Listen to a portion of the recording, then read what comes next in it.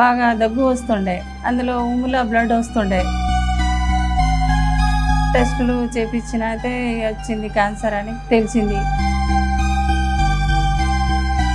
Chemo radiation అవసరం ఉన్నది అని అన్నారు.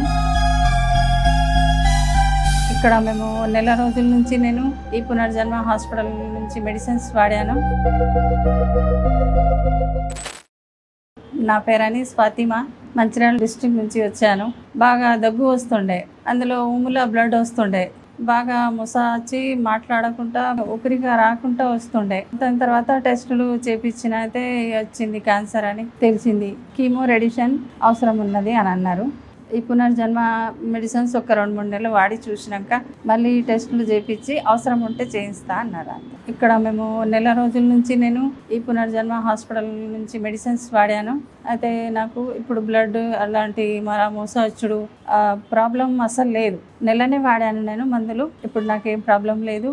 మళ్ళీ నేను సుతా మీ పునర్జన్మకే 2వ నెల ఇది ఇటే వచ్చేసాను. మా కుటుంబాల్లో సుతా ఎవరికి లేదు.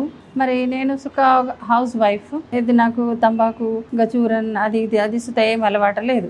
నాకెందుకు వచ్చిందో తెలియదు. ఏ రోజు నుంచి ఈ టాబ్లెట్స్ వాడతానో అప్పటి నుంచి నాకు బ్లడ్ అనేది లేదు.